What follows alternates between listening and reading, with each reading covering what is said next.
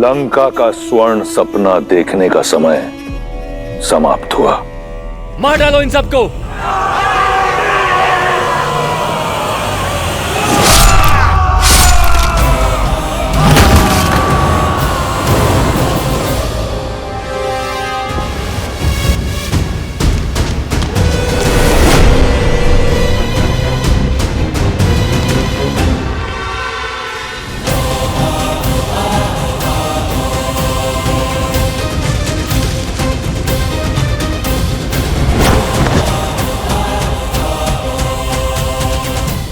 संसार भूल जाता है कि दशानन का एक और शीश है। मैं मेघनाथ इस संसार में जब भी कोई मेरे पिताश्री के विरुद्ध खड़ा होगा, सबसे पहले मुझे अपने सामने पाएगा। मेघनाथ, मैं तुम्हारा संबंधी हूं।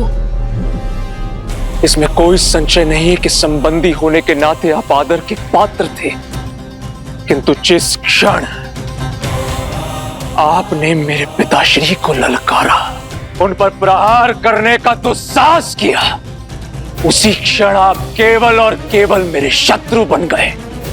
और ये इंद्रजीत कभी अपने शत्रुओं पर दया नहीं करता। तुम्हें मेरी शक्ति का अनुमान नहीं है।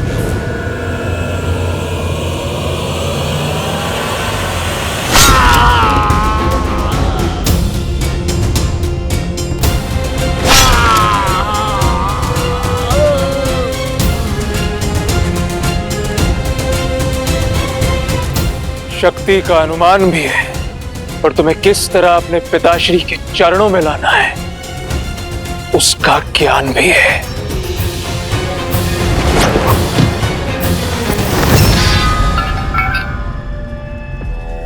बहुत खेल खेल लिया विद्युत जीवा,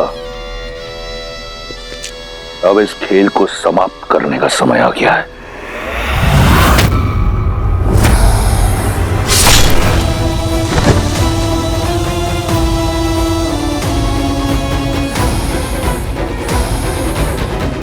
हम जो चाहते थे वो हमने पा लिया पिताश्री। आपके शत्रु का शीश आपके चरणों में है। अब लंका चले। लंका लौटने की इतनी शीघ्रता क्यों मेघनाथ? अपने विजय का उत्सव तो मना ले। जिस लंका की आन के लिए यह प्रयास किया, उसके लिए नागलोक से कुछ उपहार तो एकत्रित कर लें। सैनिकों, नागलोक पर छा जाओ, कोना कोना छानो, नागमणि, आभूषण, जो भी मूल्यवान वस्तु मिले छीन लो, लूट लो।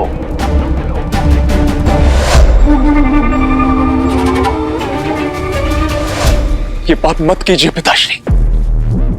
नागमणि में नागों के प्राण, उनकी शक्ति बसती है। इसमें कोई पाप नहीं। लंका की सुरक्षा, लंका की समृद्धि मेरा धर्म है, और अगर उसके लिए कुछ नागों का बलिदान होता है तो इसमें कुछ अनुचित नहीं। नहीं पिताश्री, नहीं। सुलोचना भी इसी लोक से है। इस नाते नाग हमारे संबंधी हुए और हम उनके अतिथि हैं। ये नागलोक में लूटपाट करना अतिथि धर्म के विरुद्ध है पिताश्री। अपने ससुराल से जमाई का भेंट लेना किसी मर्यादा के विरुद्ध नहीं। समझने का प्रयास कीजिए। मैंने तुम्हें यहां अपनी इच्छा की पूर्ति के लिए बुलाया। तुम्हें मुझसे प्रश्न करने की अनुमति नहीं। जैसा कहता हूं वैसा करो। जाओ। जो आज्ञा पिताश्री।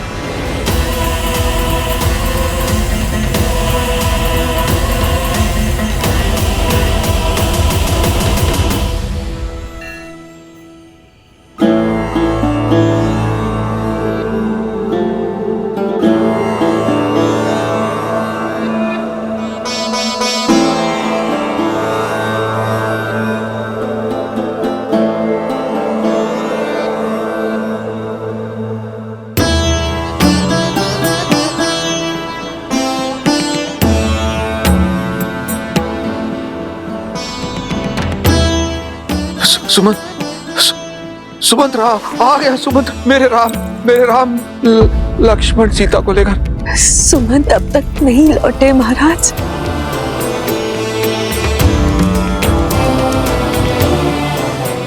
अर्थात अभी तक नहीं लौटे तो वो राम और सीता को लेकर ही आएंगे वापस।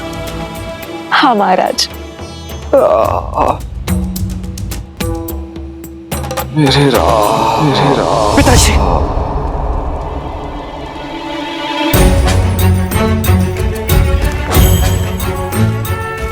क्या हुआ भैया?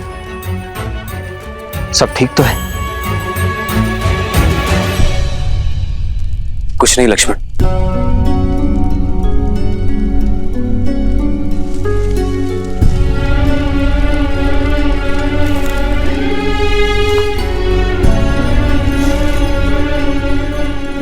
भाई को कुछ नहीं बताया कि उसे चिंता होगी, पर बाहर से तो अपनी मन की पीड़ा बांट सकते हैं ना आर्य।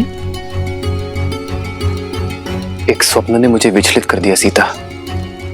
ऐसा लगा जैसे पिताश्री मुझे पुकार रहे हैं। जानती हो सीता, आज तक किसी भी प्रकार के भय को मैंने अपने समीप नहीं आने दिया, किंतु न जाने क्यों पिताश्री को स्मरण करके वही भय मेरे हृदय को जकड़ रहा है। ऐसा अनुभव होता है जैसे अयोध्या पर संकट के घने बादल मंडरा रहे हैं। आप एक सत्य को निभाने आए हैं आर्य। स्वप्न से विचलित हो गए तो अपना उद्देश्य कैसे पूरा करेंगे? अयोध्या में सब शुभ होगा। आप विश्राम कीजिए, क्योंकि यदि पुत्र विचलित होता है तो माता पिता अवश्य दुखी हो जाते हैं आर्य।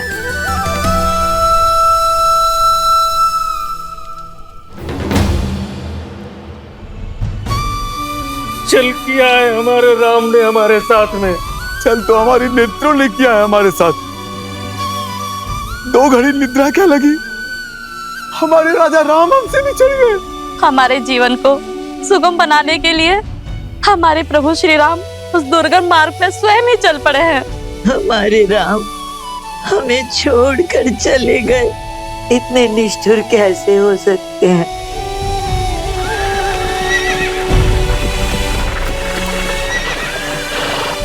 ये तो अमात्य सुमंत आते हुए प्रतीत हो रहे हैं।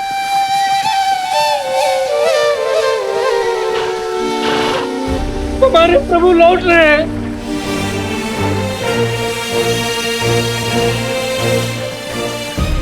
रथ तो रिक्त।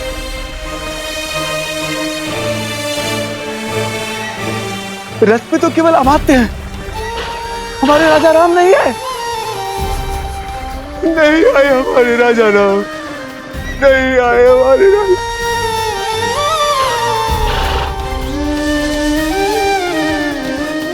आओ आओ कैकई, आओ। मंत्रा, हाँ? तुम मुझे रात्रि के इस पहर यहाँ क्यों लाई हो? उस सत्य का आभास कराने जो अब तक मेरा स्वप्न था। तुम्हारे निर्णय का परिणाम तुम्हें दिखाने। वो देखो, अवध का राज सिंहासन, जिस पर बैठने की कामना कभी इंद्र भी करते होंगे। कैकई, जरा सोचो, जब हमारा भरत उस सिंहासन पर बैठेगा तो क्या होगा? कितनी प्रसन्न होंगी तुम, कितना गर्व होगा तुम्हें। कैकई, तुम अपने कक्ष में अकेली बैठी कुर्सी रहती हो, ग्लानि में डूबी रहती हो, राम को वन भेजने के निर्णय पर संदेह करती हो। नहीं कैकई, नहीं, तुमने जो किया बिल्कुल सही किया, और भरत को अवध का नरेश बनाने में जो हो सकता है करो। अपने स्वप्न को संजोवो कैकई, अपने स्वप्न को संजोवो।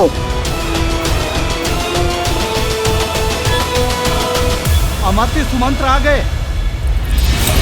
क्या कुमार राम भी साथ आए हैं?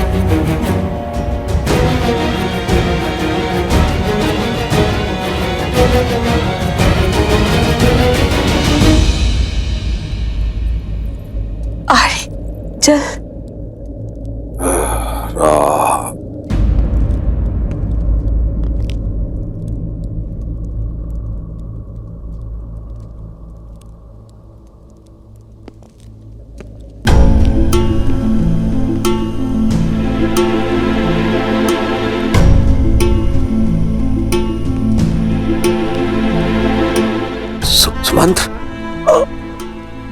सुमंत्र आ गए तुम। मेरे राम को लेकर आए हो ना? हाँ। लक्ष्मण सीता कहाँ है वो? हाँ, आए हैं ना वो साथ में? हाँ।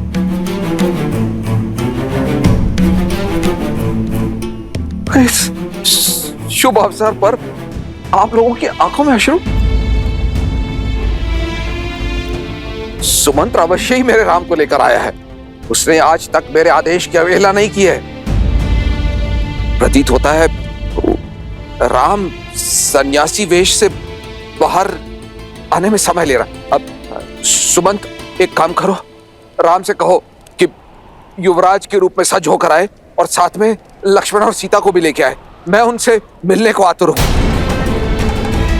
जाओ जाओ जाओ, लेकर आओ उन्हें। खड़े क्यों हो? सुमंत्र, जाओ ना, उनको लेकर क्यों नहीं आ रहे हो तुम? सुमंत्र, वो आए हैं ना सुमंत्र?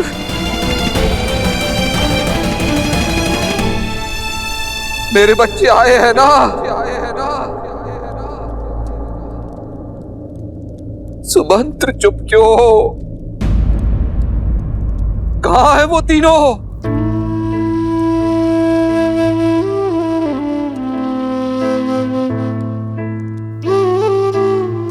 क्षमा महाराज, पहली बार आपका सुमंत असफल लौटा।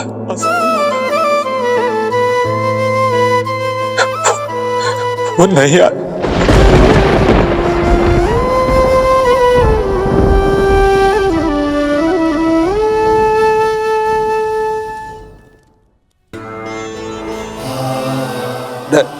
नहीं आए? नहीं आए का क्या तात्पर्य है सुमंत्र? क्यों नहीं आए? क्यों लौटे हो सुमंत्र? किस अधिकार से लौटे हो? मेरी एक इच्छा पूरी नहीं कर पाए। मेरी कुलवधू, मेरी पुत्री सीता को भी नहीं ला सके। मैंने हर संभव प्रयास किया महाराज, किंतु वो नहीं माने। यही बात है, देख लेना, मेरा राम मेरी बात मानेगा। मुझे ले चलो, मैं जाऊंगा, मैं लेकर आऊंगा अपने राम को। मुझे ले चलो, मैं मनाऊंगा अपने राम को, मैं लेकर आऊंगा वापस उसे। भूल मेरी ही है कि मैंने सुमंत्र को राम को लाने के लिए भेजा। अब मैं स्वयं जाऊंगा और राम को लेकर ही लौटूंगा। चलो सुमंत्र। आपके पुत्र हैं वो महाराज, रघुकुल के गौरव, रघुकुल के गौरव, रघुकुल के गौरव। नहीं लौटेंगे, नहीं लौटेंगे।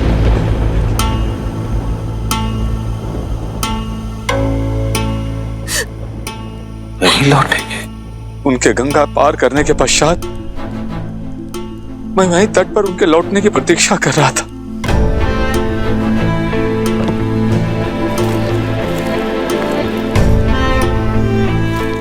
सुमंत, आप लौटे नहीं? किस मुख से लौटा निषाद राज? अपने महाराज को निराश किया है मैंने। उनके राम को उन्हें नहीं सौंप पाया। उनकी अंतिम आशा था मैं।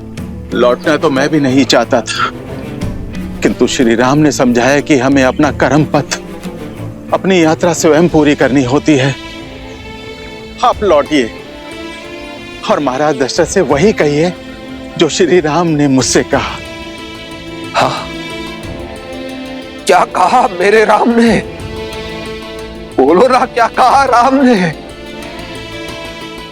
उन्होंने कहा कि कई बार आशा टूटनी आवश्यक होती है निषाद राज। एक बड़ी आशा के लिए और बीज का फूटना होता है।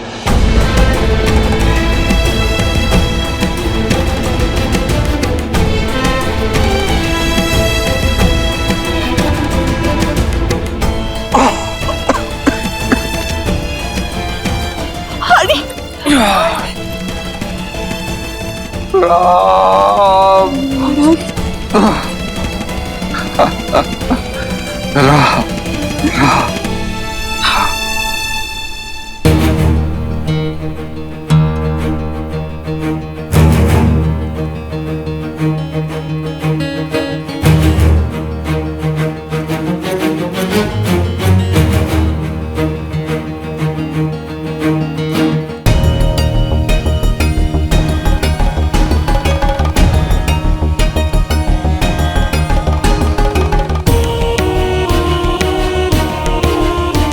कौशल्या,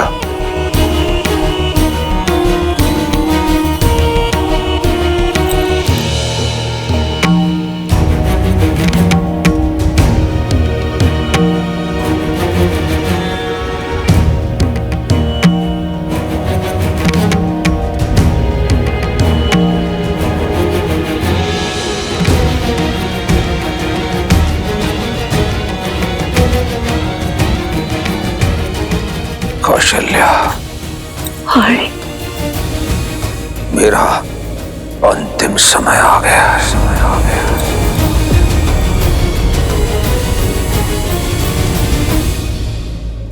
मनुष्य को अपने अंत समय में अपने कर्मों का लेखा जोखा दिखाई देने लगता है। जिस श्राप का भय आज तक मुझे खाए जा रहा था, आज उस श्राप की गंभीरता को अनुभव कर रहा। श्रवण के बूढ़े पिता को श्राप देते समय कैसी पीड़ा का अनुभव हुआ होगा, ये अब समझ में आ रहा।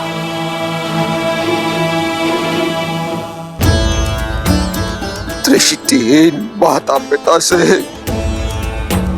उनके पुत्र को छीना है मैंने, और आज न मेरे पास दृष्टि है और ना ही मेरे पुत्र।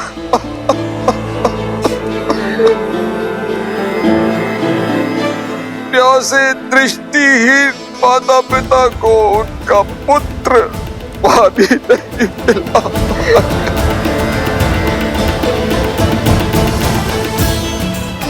मेरे चार पुत्र हैं, किंतु कोई भी मेरे समीप नहीं है जो मुझे गंगा जल पिला पाए।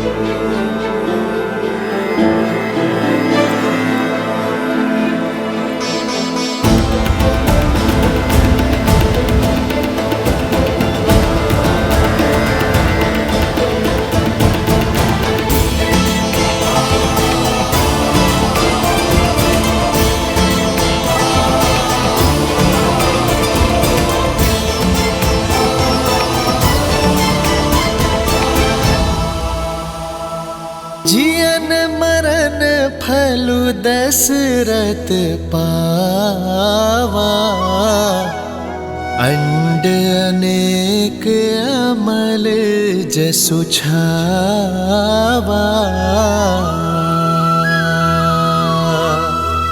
जियत राम विधु बदनु निहारा, राम बिरहा करि मरनु सवारा।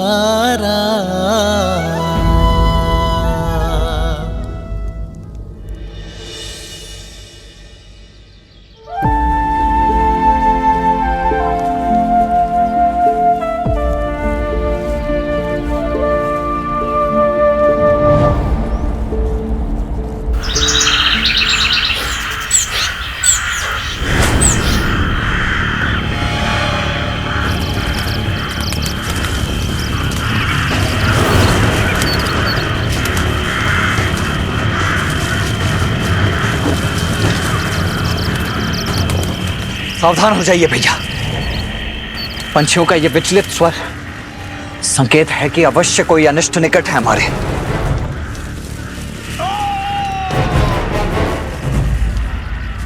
किसी मनुष्य का स्वर है ये, जैसे कि बहुत पीड़ा में हो।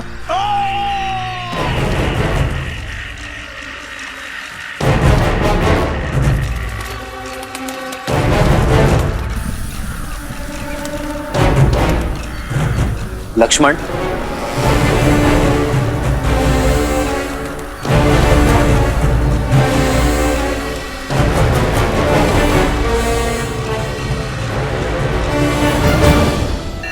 बात नहीं है, तुम्हारे दुस्साहस का दंड है ये ढोंगी। हमारे वन में आकर यज्ञ कर कर इसे अपवित्र करते हो।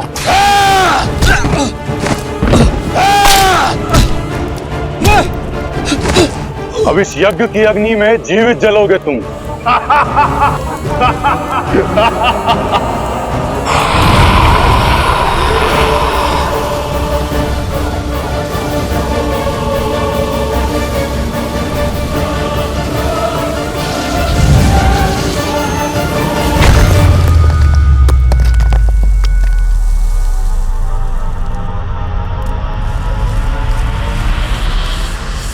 कौन है?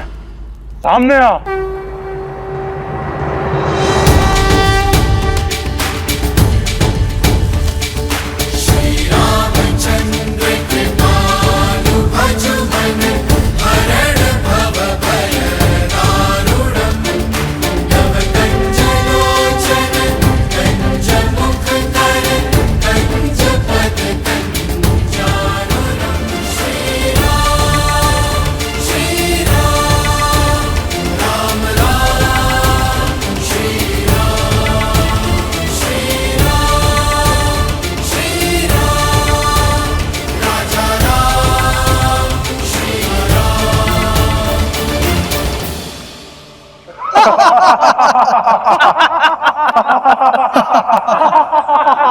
ओ, ये तो वनवासी बालक है। देखो, साथ में एक कोमल बालक और तरुणी भी है।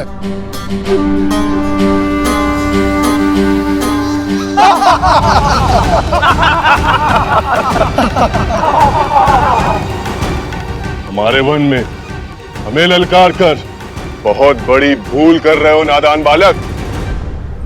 इन्हीं ऋषियों के साथ तुम्हारी भी आहुति देंगे। अभी एक क्षण में ज्ञात हो जाएगा कि कौन किसकी आहुति देता है। लक्ष्मण,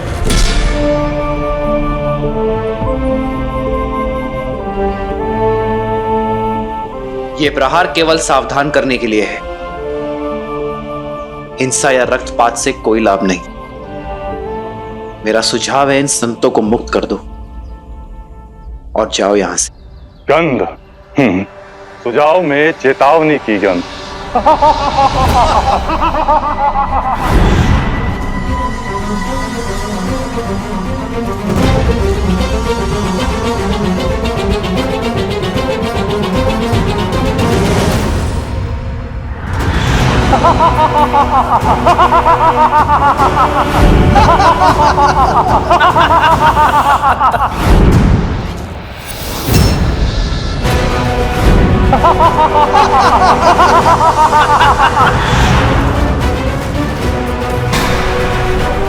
सीते,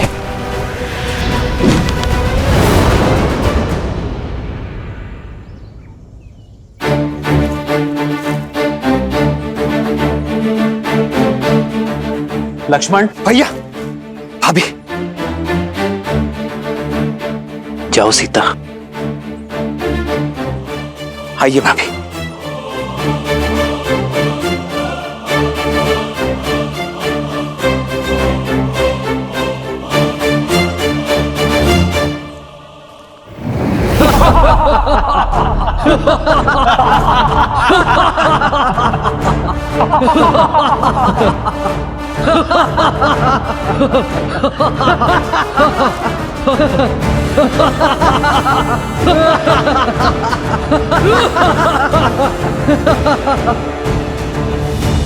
संदेश उचित था मेरा। कदाचित भाषा समझनी है, भाषा बदलनी होगी।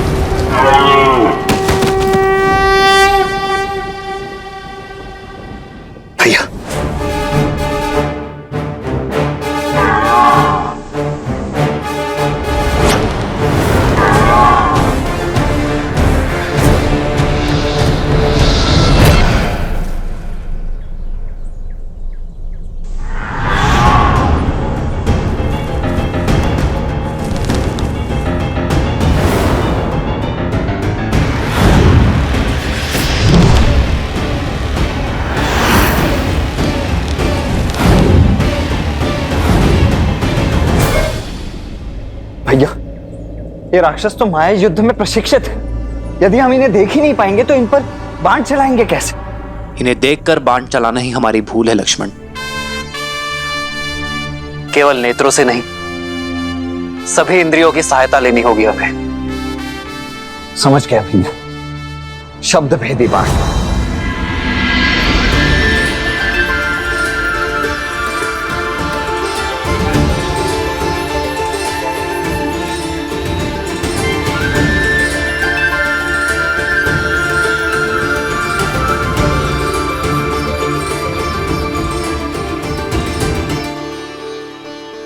हमें इन मायावी राक्षसों के आतंक से मुक्त करने के लिए बहुत बहुत धन्यवाद।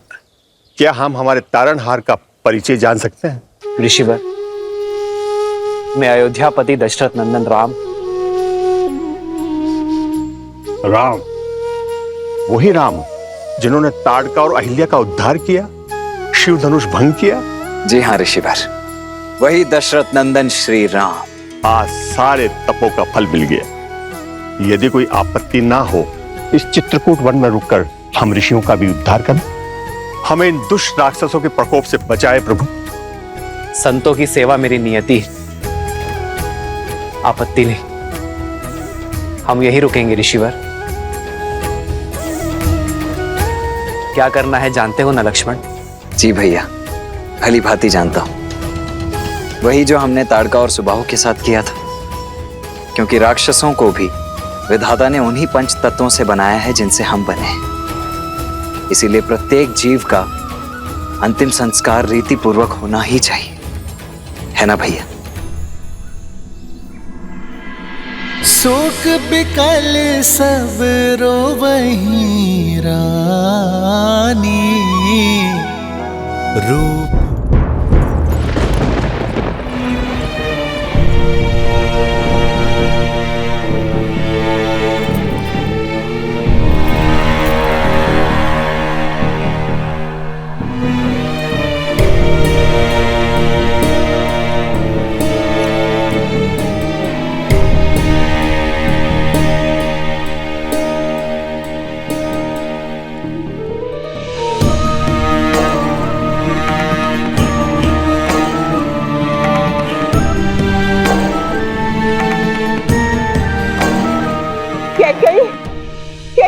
सुना तुमने? आचार्य वशिष्ठ ने भरत को अयोध्या वापस बुलाने का आदेश दे दिया है। इसका अर्थ समझती हो? मेरा भरत लौट रहा है, अयोध्या का होने वाला राजा लौट रहा है।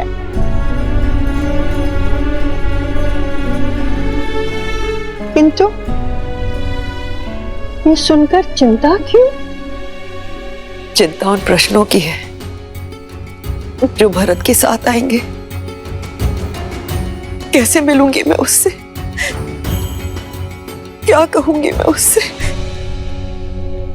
कैसे समझाऊंगी मैं अपने भरत को?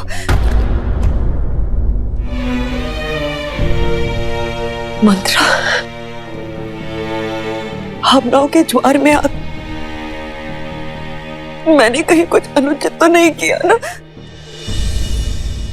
अनुचित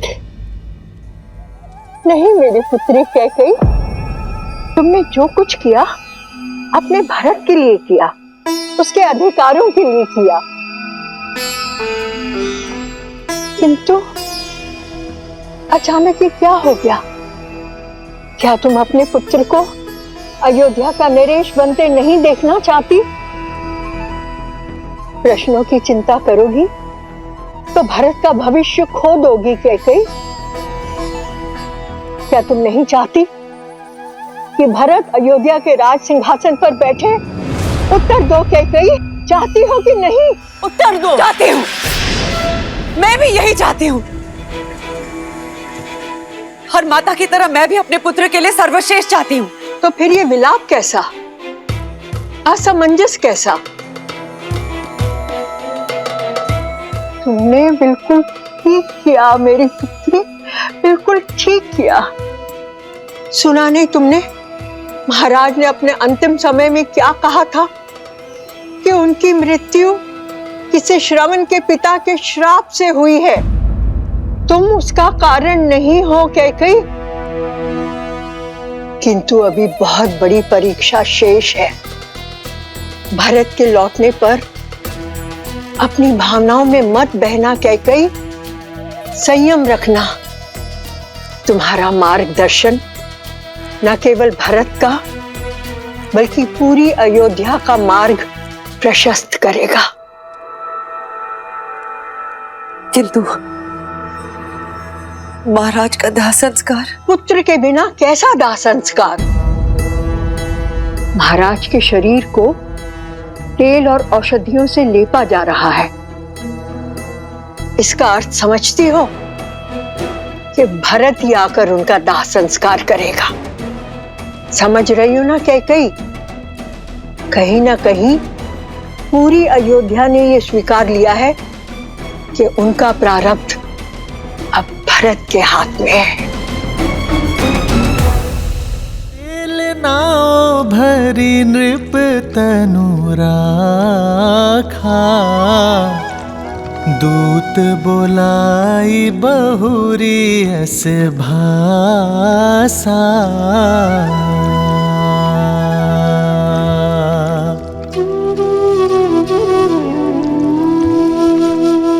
ठीक प्रकार से औषधि युक्त तेल में पूरा शरीर समा जाना चाहिए।